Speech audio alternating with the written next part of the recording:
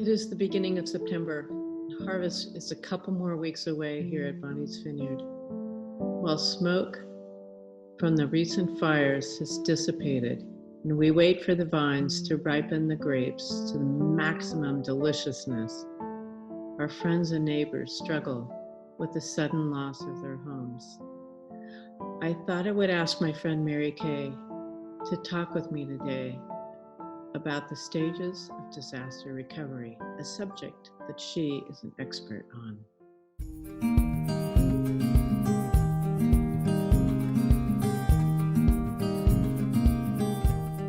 Hello, this is Bonny Meyer. I'm here in the Napa Valley in Bonny's Vineyard. And I asked my friend, my wonderful longtime friend, Mary Kay, to have a conversation with me about the stages of disaster recovery. Mary Kay has helped people through 7 different disasters. And I've learned some things from her when we've talked about it. Mary Kay used to work for the Red Cross, and in that capacity, she was there to help other people, not physically, but emotionally. She is a grief counselor and really is an expert in this arena. So Mary Kay, what can you tell me in general? I mean, 7 different disasters. They're very, I'm certain, very different from each other. You were different circumstances, but you saw a pattern in the stages of recovery. And I believe, if I remember right, the first stage was the honeymoon phase. Actually, it's the heroic phase. The heroic phase is the very first one. And that occurs, of course, at the moment of impact, right? And people are doing heroic things. And it's very altruistic. You know, people want to run into a burning building and save a kitten, or, you know, they're doing heroic things. And it's the time of that. And you're all adrenalized and you're going to be doing things that you can't even imagine you did, right? Mm. And lots of heroic actions, and your energy is going into, you know, what can I do? How can I save? How can I make an impact here? How can I make a difference? And you know, one of the pieces of the stages of disaster recovery is the resources that are most important to you at that time, which is really interesting, I think. And it's like right at that heroic phase of your family groups, right? If you're not with them, you're thinking of them. And neighbors are extremely important at that time. And also emergency teams, you know, who's out there, the fire, the police, you know, who exactly is it? So that's actually the first one, but that's a real short time frame. That's like immediate impact. And then the honeymoon phase that you just mentioned, that's the next phase that we go into. And, you know, part of what's going on here is that, you know, that mental health for disasters, it's pretty new, or it was new at the time. I was in the 1990s when I was doing this, and it was just beginning. And how I kind of thought about it too was like, I would send, you know, volunteers out on disasters, and the people that went out on the very first part of a disaster would come back and they would go, oh my goodness, it was so amazing, and the people are so amazing, and it was just such a wonderful kumbaya and all this. And I go, that's wonderful. And then if people went out a little bit later in a disaster, they'd be going, whoa, that was tough. You know, people was really struggling. It was really hard. And I'm like, wow, it's the same place. They went to the same place. What's the difference? And then we started looking at that, and then all of a sudden it was like, yeah, there are specific stages to disasters, right? So the honeymoon phase comes next, and it's, you know, maybe a week later, you know, can last, you know, there's no set time limit on these, kind of like grief, there's no set time limit, but, you know, like 3 to 6 months or so you could be in it, where you're just so happy to be alive, and you hear, like when you and I are talking, you know, how is everybody? Oh, so they're great, they're okay. Whew, you know, they lost their house, but they're doing okay. You know, you're so happy to hear those stories, and it really is, we're in this together. This is all of us. We're really, really doing a really important thing. You know, people are starting to clear out their debris, but they're finding little treasures, hopefully. So it's still that you're feeling it's horrible what you've gone through, but you're feeling still in the honeymoon phase that, oh, we made it, and we hope other people do. And your pre-existing community groups are really what is very important at this time. Your neighborhood, your whatever groups you belong to, maybe your church, those are really sustaining you at this time, and everybody feels a part of, an absolute part of. It's just wonderful. Well, I noticed that I commonly have heard people saying, well, we lost everything, but we have each other. Exactly. That's exactly it. We lost everything, but we saved our dog. But, it's all this, we lost everything, but we have this, what's most precious to us. And when I hear that, it's very heart opening for me. I get really hopeful that, wow, this disaster has led people to maybe a change of heart, that somehow they realize more than they did before what's really important.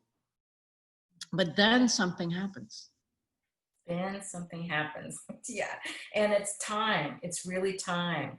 Because the next phase is the disillusionment phase. And boy, that's a rough one, because you're disillusioned with pretty much you're going from this place of gratitude and love, just as you said, to this nothing's right. And I think the impact really hits you. It's like, oh, I have really lost everything. And the workers who came to help didn't get there fast enough. And if they had, my house wouldn't have burned, or my neighbor's house wouldn't have burned, or nobody can really do anything right. So that's not an easy place to be for anybody. None of us want to be in that place, but it's a natural part of this, and it's rough. It's really rough, and it can last for a couple months to a year or so. I mean, it really can last a while. And when you start to hear people in that place of, oh, nobody did anything right, and all, I found it very helpful for me to be in a disaster knowing what phase people were in, because then you could just really go, okay, they're in disillusionment. They're not gonna. It's not gonna be kumbaya. It's not gonna be, oh, isn't this wonderful? This is as good as it gets, and it's part of coming out of it, right? And if you drew a curve, it would be honeymoon up here, disillusionment down here, but then, as then it starts to come back up again. But that's a rough time, and you're trying to get building permits, you're trying to get people to take the debris away from your house. I mean, all that. I'm currently in Florida, and hurricanes are here, and the last big one we had, there was debris everywhere for such a long time, and I'm like, just the fact that you have all that stuff around makes you feel really uncomfortable. And it's like, we were fortunate we didn't lose our house, but there's just trees and everything, and it's rough to kind of be in all that, and people having to stand in line for ice because there's no electricity, and it's hard. It takes a toll. It really does. Well, and in general, I noticed that nothing happens fast enough. No. That we think that the government, and it doesn't matter what country you live in even, we have this idea that the government's going to take care of us, that there are systems in government that are going to make this easier. And in our country, it is FEMA is just going to come with food and housing and just clear the path. And they don't. It actually isn't a reality. It isn't what they do. And so there's a lot of very understandable impatience. It's like, oh my gosh, this is not working the way I think it should. And I think that's the piece, because I think, when, I was involved in the disaster world, I mean, people were on this, if they knew something was coming, they were ready, and they were like there immediately.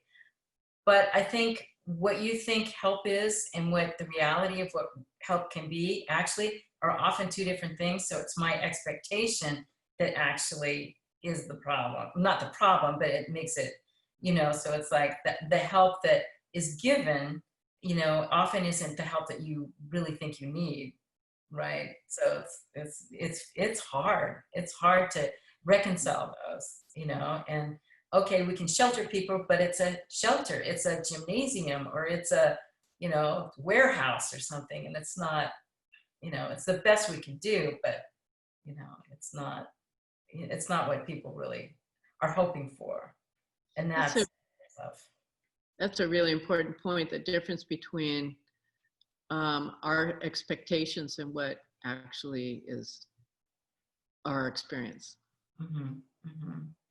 Right. Yeah. Exactly. I know one of the things that people want to, donate, they just want to donate when there's a disaster, which is fabulous. But one of the things I know the Red Cross would be giving out vouchers so people could go buy things to stimulate the economy, to try to stimulate the economy. And so they didn't want, people's used clothes at that point, because they wanted people to go out and be able to, purchase new things and actually stimulate the local economy, which I thought was a great idea, and where do you store all that stuff anyway? That becomes another logistical nightmare. But yeah, very, very interesting. Another stage is the Reconstruction stage, and that's and that can last for several years, right? As you well know, with the Napa fire 3 years ago, people are still, dealing with building permits and what do we do? So it's really when the people that have gone through this realize that they're responsible for rebuilding their lives, that there really isn't anybody else around that can do it. They have to do it. And that's the good thing about that, is that you get some trajectory, and it's like, okay, we're starting to see things changing, and something I do is making a difference. And so that's when your community is really important. In some communities just naturally are tight and support each other really well. Some don't.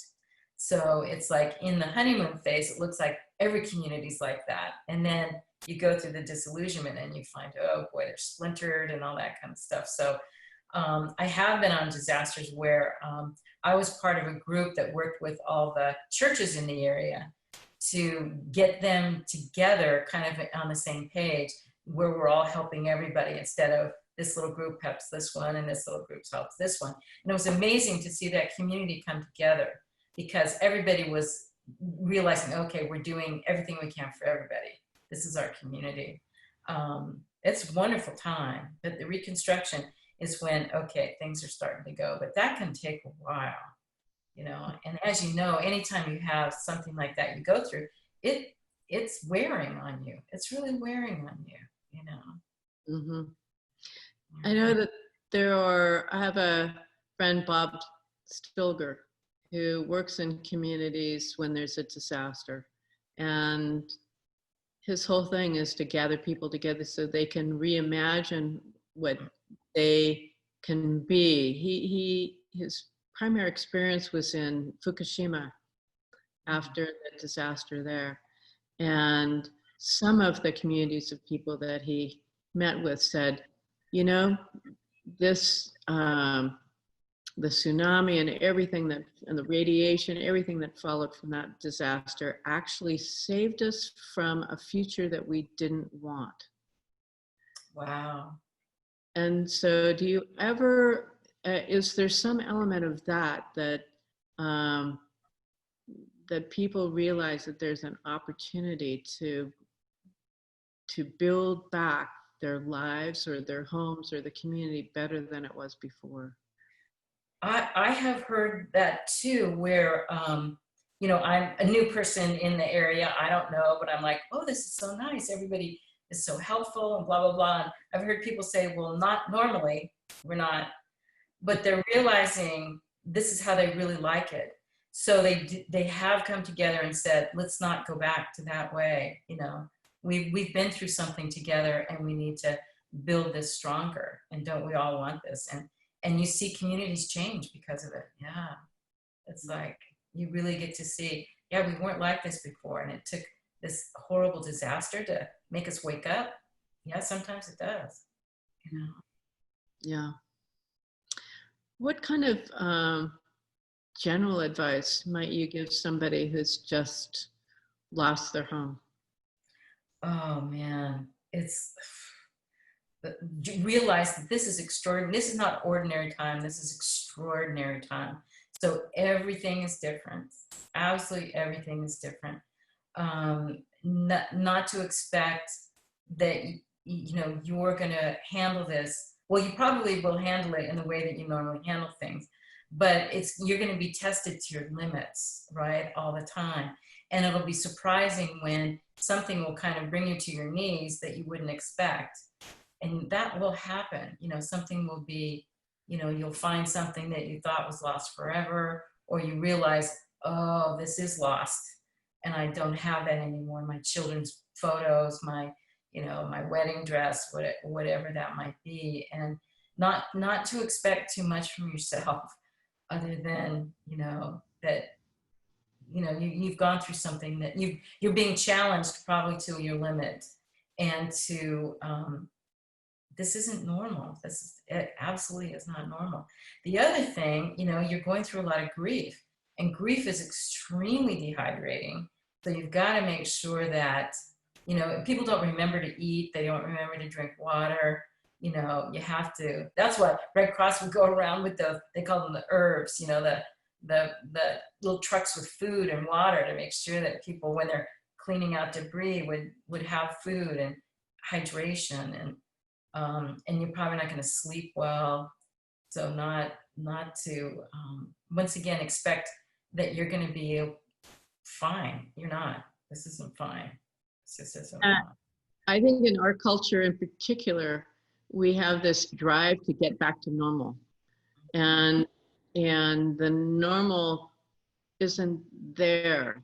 And pushing yourself to get back to work or to have some kind of feel normal just doesn't work, right?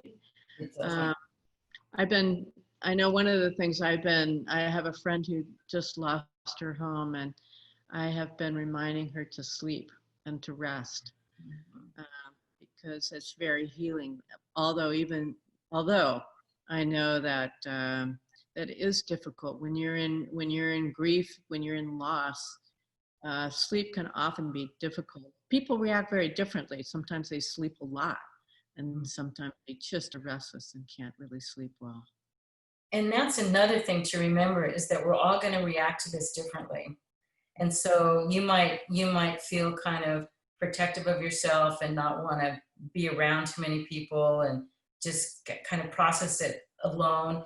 And maybe your partner wants to have everybody over, and not that we can do that in the COVID times, but it's like everybody's going to process it differently, and there's not one right way. And to be really compassionate and empathetic with yourself and everyone, that this is how they're dealing with it. It's not they're doing it wrong or you're doing it wrong. It's like, this is how you're dealing with it. Most people go through this once in their life, maybe. I know that lots of people, especially, you know, Louisiana and a place like that, they've gone through it several times, but every time's different. You know, you're at a different stage in your life, and loss is different at different stages of your life, you know, but just to have compassion with yourself and empathy for everybody around you. You know, people are really doing the best they can do, even though it doesn't look like it to you sometimes, but they really are. Yeah. Even when they're angry at everything and they're in that that phase, they're doing the best they can do, right? Absolutely. Yeah. Well, Mary Kay, thank you so much for reminding me. We've talked about this in the past, but this conversation has really helped me remember again what those stages are, and will help people, anyone who's watching this, to have a context for what they're feeling, what their friends are feeling, and more compassion for each other, and for more compassion for ourselves. Is there any last word that you'd like to? Well, I find it so helpful for me to understand in a disaster, so I hope it's helpful for someone else. And especially to remember, I mean, we'll go through the honeymoon phase and we're like, oh, I don't want to lose that. But then you're going to have the reconstruction phase, you know, and it will be you get to rebuild and make it how you want it, hopefully, you know, or definitely you get to rebuild your life the way you like it to be. But I hope it is helpful, because I just think to me, it was extraordinarily helpful. Yeah. Thank you. This is wonderful talking to you about this. Thank you, Mary Kay. You're welcome. We'll talk again about some other subject, some other time soon. Perfect. I'd love that.